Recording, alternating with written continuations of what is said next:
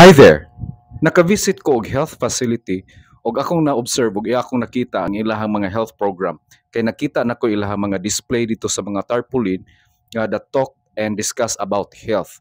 And sa akong pag-observe dito sa ilahang mga tarpaulin nga ilang display dito, na-notice na ko nga very unique kaayong way of appreciating health because we were thinking manggod nga ang pagkaon lang sa mga healthy foods, healthy drinks, take lots of sleep, exercise, we were thinking na okay na ang atong health when we conduct that. But there's more di ay about sa health. Now, as you can see in this video, it talks about thankfulness or being grateful sa inyong blessings karon.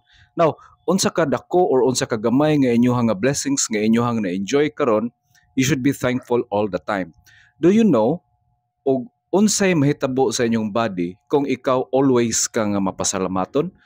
Ang expert ug ang science nagtug-an nato nga kung grateful ta permi or thankful ta permi, ang ato anding lawas makatabang din nga mo improve ang atohang pagtulog, mo improve ang imuhang mood ug mo boost ug mo nindot pagyud ang imuhang immune system.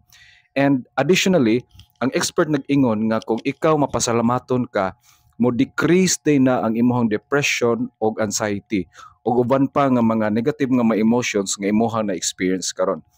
So it means nga kung ikaw di ay always ka nga grateful, always ka nga mapasalamaton sa mga dagko o gagmay nga imuhang nga na-enjoy karon, it means to say you are healthy.